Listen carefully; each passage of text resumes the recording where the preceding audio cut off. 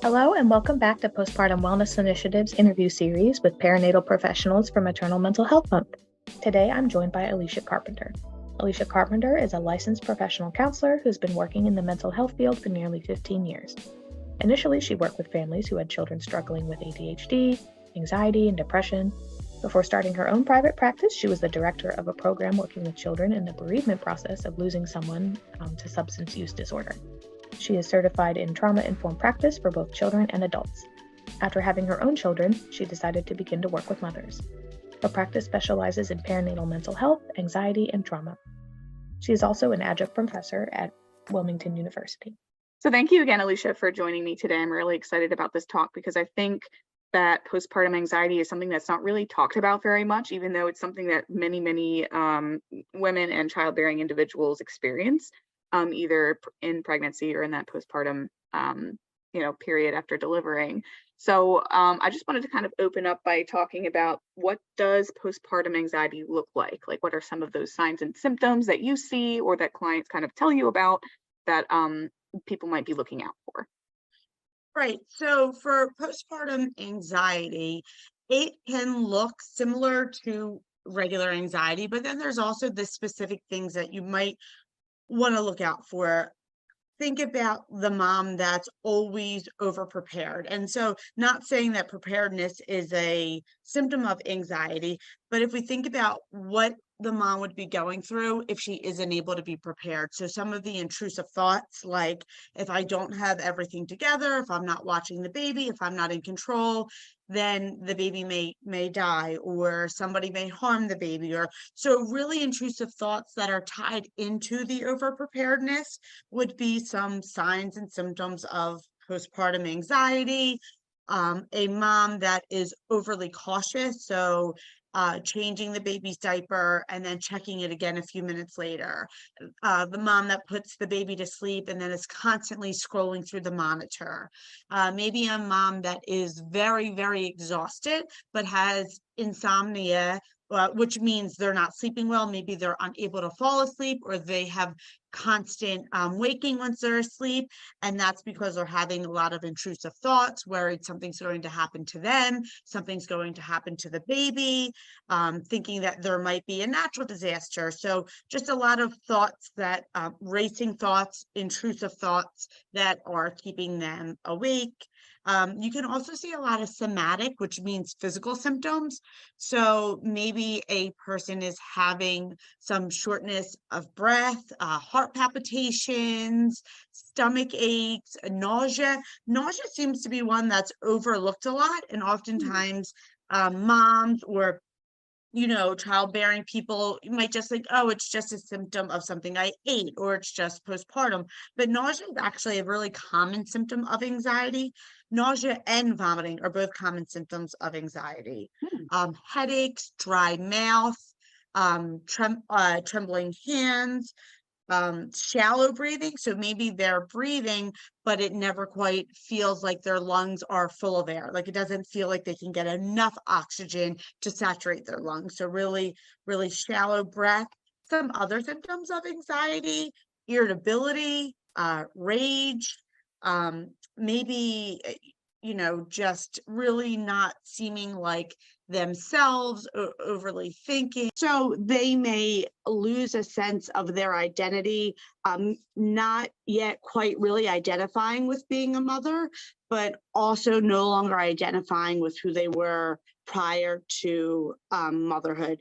And so those are just a few really common symptoms, things that you think about with anxiety, and then some other symptoms that are not as common, but are good things to be aware of and look out for. Mm-hmm. The irritability is something that's really hard for people to talk about, because where do you direct anger? Or, like, that's a hard connection to make, right? That anxiety causes irritability, or being more short-tempered. Yeah, for sure. And a really common sign or symptom of postpartum anxiety is rage. And that's not a symptom that people talk about often. And like you said, it could be that maybe they're feeling embarrassed, or it's not something that they want to admit to. And I think the irritability and the rage comes when it's anxiety related, it comes from always trying to keep it together, constantly trying to have your pulse on everything, making sure that your house is in order, making sure that your affairs are in order, making sure that the baby is good, making sure that you're okay, and trying to do all of these things that are really just impossible for one human being to take on. And when we're overwhelmed, what happens? We kind of feel like we want to explode, or we get that feeling of adrenaline where we just want to like scream or punch something. And not saying that we will, but it comes out in other ways like irritability, rage, and you don't want to project rage onto your baby. So who often gets it? Your partner, your husband or your wife, and then you are just so angry with them when really you're not angry with them at all. You're just very overwhelmed and feeling very anxious. And there's lots of different skills that people can learn to help regulate their nervous system, to regulate that rage and irritability. But the very first thing to do is just acknowledge that it's there and that it's happening. Mm-hmm.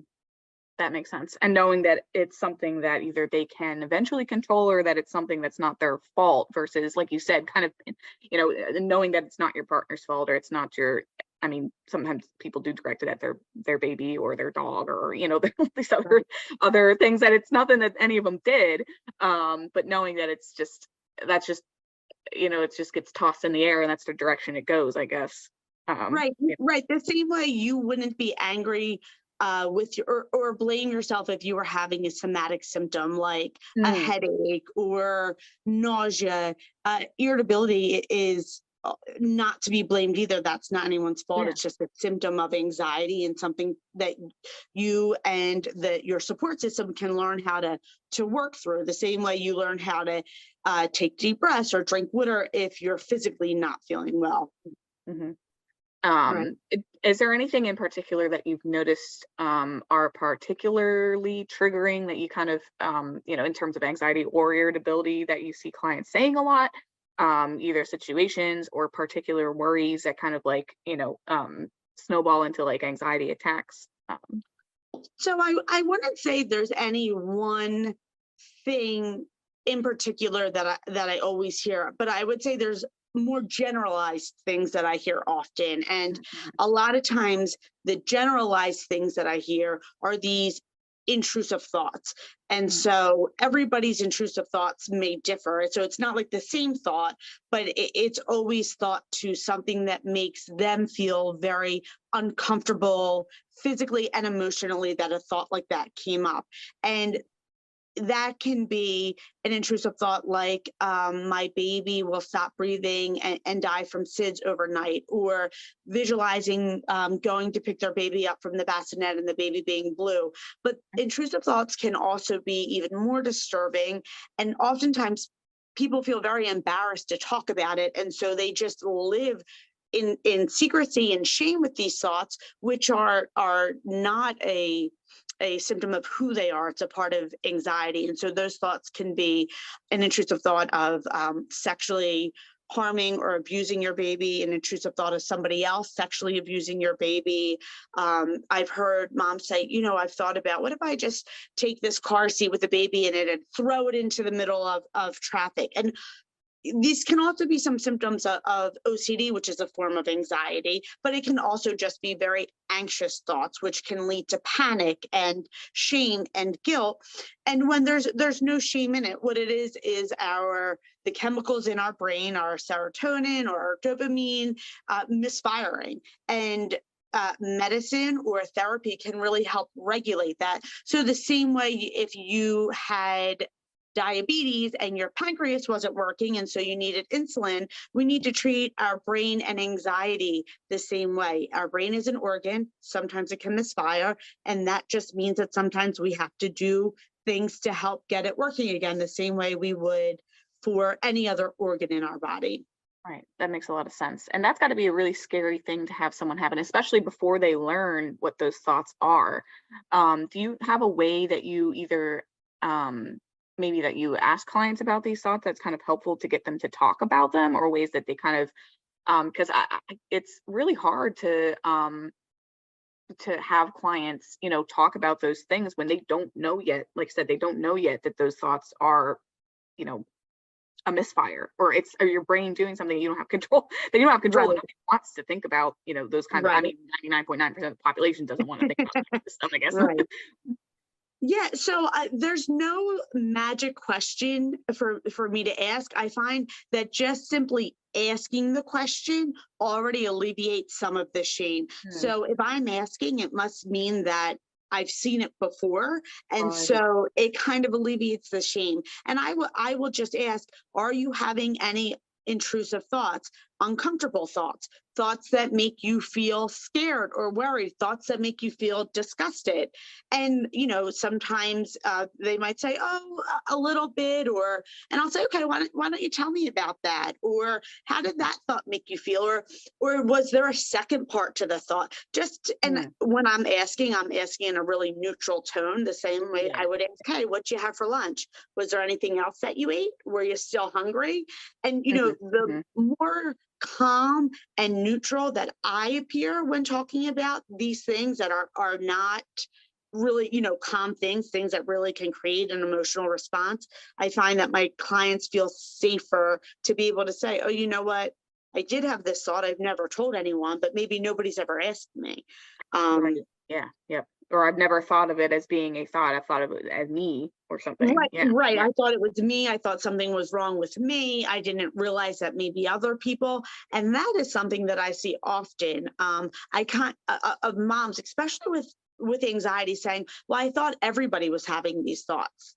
Well, I Mm. thought, or I talked to my best friend, or I talked to so and so, and they had the same thoughts. And so you kind of get this little community of like anxious people together, and so they're normalizing it, and they think, oh, okay, well, if this person who I trust thought it and I think it must be normal, when those thoughts, it's not that they're abnormal, but they're uncomfortable, and we don't have to live with them. We don't have to live with uncomfortable thoughts or uncomfortable body symptoms, or feelings of shame or guilt. Those feelings are not normal, and we don't have to live with them. Even if our best friend had a baby and their baby's 7 and their mom is thriving now, we can certainly kind of change the trajectory Yeah. earlier on. Right. We can feel better sooner than when our kid is 7 or Right. whatever it happens to be. Yeah. Yeah. We don't have Yes, to feel that way for as long as that right. person did.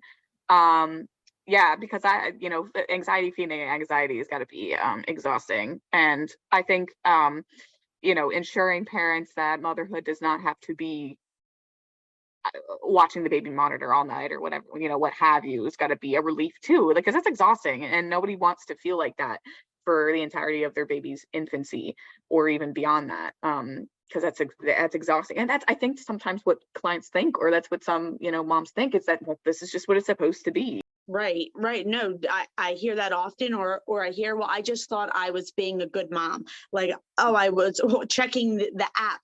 They have all these really cool things these days that help monitor, but I think there's another side to those monitoring systems, which feed into moms that have a lot of anxiety and panic, Mhm. and it kind of creates more anxiety and panic, because it's like, okay, well, they have like the owl sock, I think it's called, and so I'm checking it because good moms check it, and good moms need to know.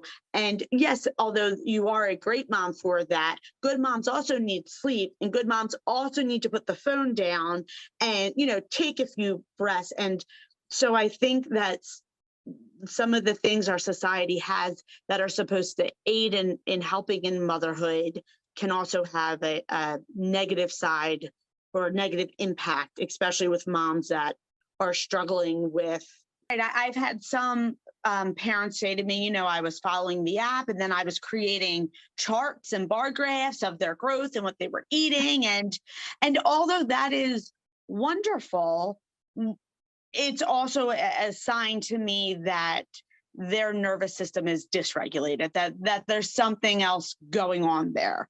Do you have maybe some examples, either like just vignettes or anything like that, that you could kind of give us, just for I don't know, some clients stories or some of like sets of those symptoms, because it kind of seems like so much of this is things that on the outside look really good. Like you said, oh, good moms do this, good moms do this. And then there's these, Right. thoughts that are kind of rolling in a client's head.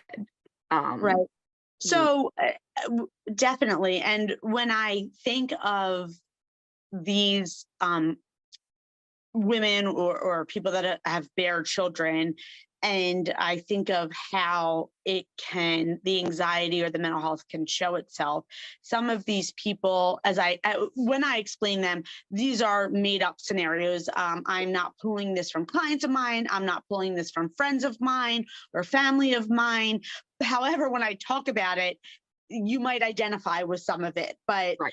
this is a real generalization. But you could see the people pleasing person, and the people pleasing can look like allowing, this is the new parent or even the seasoned parent that seems really laid back, and so they're letting anybody that wants to come and see the newborn come and hold the newborn and feed the newborn and come to the hospital. And maybe during their labor and delivery, they had an idea or a birth plan, but their OB or their nurse thought something else would be better. And so they didn't challenge them. They just, went with what the medical professional said. And now they have the baby and they're listening to their parents' advice or their in-laws' advice. And so this all sounds like really great, right? Like this parent could seem really laid back, but what I see is when I meet with this parent or talk to somebody, what's happening inside is what they're allowing is not aligning with their own values and their own beliefs, but the anxiety of being judged or being talked about or doing the wrong thing overcomes how they feel. So they might feel like they don't want all these new people around their newborn, but they're not going to speak up. And so inside they're feeling very invisible. Or maybe when the medical team didn't follow their birth plan, they didn't say anything. And now they're feeling like a failure because they weren't able to speak up.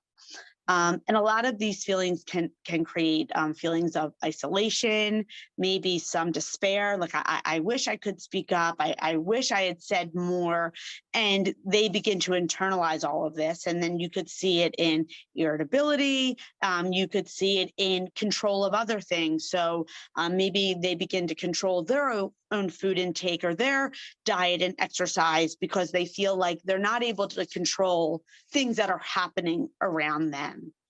So we can see it in the parents that are really laid back, but inside they're feeling very invisible, very isolated. They're not sticking to the own boundaries that they have, and that can create some mental health turmoil. Or the mom that's always prepared, the mom or the person, that's 6 weeks postpartum and they show up to their doctor's appointment with a full face of makeup, or they're really well dressed, or their hair's done, their nails done, and the baby comes and everybody looks well put together. And what does society do? They praise this also, just like they praise the laid back parent.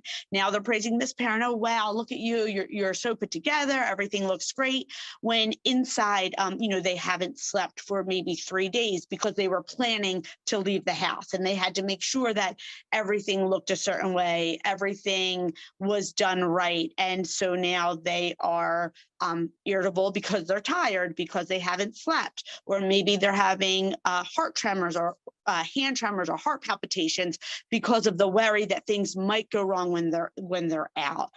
So they're having stomach aches or headaches, but their appearance looks great, and then they're being praised by society.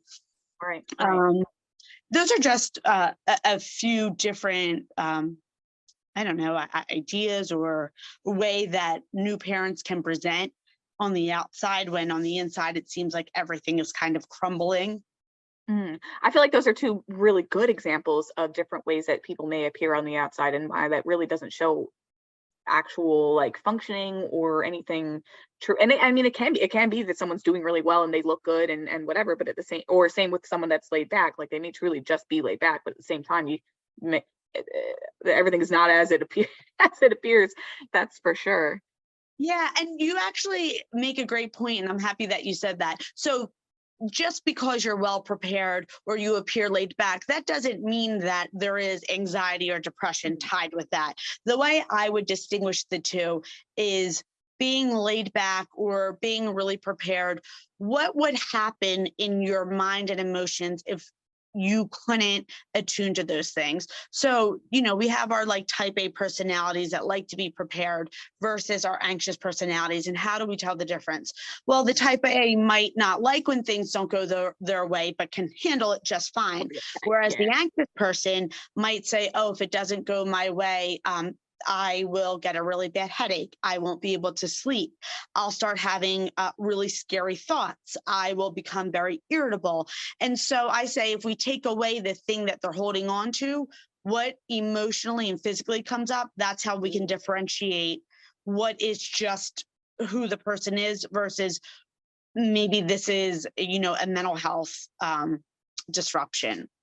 That's really interesting, and I think that's why everybody needs either that support that's going to ask them those questions or help them, or that's why you need a why everyone needs a therapist, right? Because you got to get Right. challenged in some of those patterns and behaviors, and to figure out, is the keeping up with appearances just because some people just love. I mean, I don't, but some people love just doing their makeup, right? Some people Right. love looking Right. nice. It makes them feel good.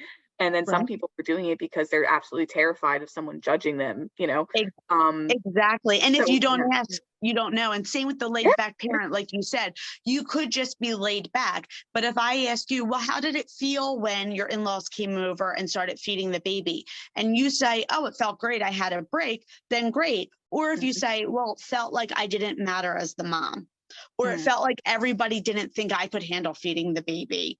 Then I mm, know, oh, okay, maybe this isn't what we're projecting, isn't really aligning with what we want or who we are.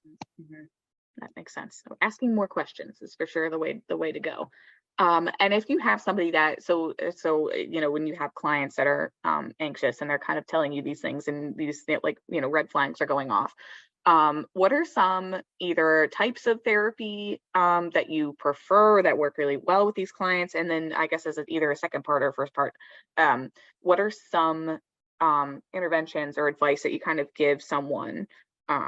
I know it's a really big question that we could probably talk about for like an hour, but Yeah, what I'm just works trying. for anxious Right. clients, basically?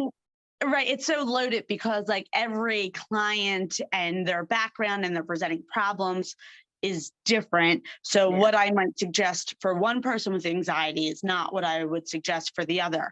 But I Mhm, guess overall, like the overarching support that I would offer or suggest that other people who are supporting new parents mhm, offer would be asking what kind of support they need. mhm, So asking, do you need me to come over and hang out with the baby while you nap? Or do you need me to come over and do dishes so you could spend time with the baby? Sometimes moms don't want to give up time with their baby to get things done. And mhm, so they need support, but they might need it in a different way than you're offering it. So mhm, asking what kind of support the family needs. Maybe they need help with meal prepping, but they don't really want anyone in the house. So sending DoorDash or Grubhub. So just asking without any type of intention or guessing, like just what do you need? What would you like? If you had a magic wand and today would be perfect, what would that look like for you? And mhm, then kind of going from there. Also, some emotional or regulation. So like learning your triggers before and then practicing coping skills before the triggers happen. So the way that I like to teach emotional regulation or coping skills is I always use this metaphor. If you were an athlete, which I wasn't, so I don't know why this is the metaphor I go to, but if you are an athlete and let's say you played soccer and a coach teaches you a new skill and you don't practice the skill throughout the whole season and then you're in the championship game and the coach says you need to use this skill to win, you are not going to be able to do that skill very well. Versus if you learn the skill, you practice it all season, it's the big game, and coach says you need to use this skill, you're going to have a lot more confidence using it. And mhm, coping skills are the same way. You need to learn them while you're calm. You need to practice them while you're calm.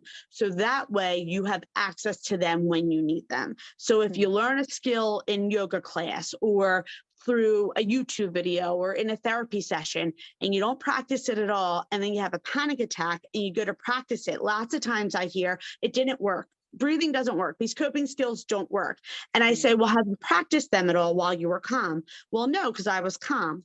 Well, it's a skill. And so the skill needs to be mastered and we need to practice it. So really taking time, it could be 30 seconds or a minute throughout the day or throughout the week to practice the skill while you're calm. And so that way, when you are anxious or dysregulated, you're still able to pull from kind of like that logical thinking and then use the skill to calm down. So asking for supports, practicing coping skills while you're calm, and then kind of like mapping your resources. So is your mother-in-law really great at food, but super triggering to be around? Then that might not be the person you ask to come hang out when you need some company. So really knowing your resources. Who do you feel safe to have the baby? Who is calming for you to be around?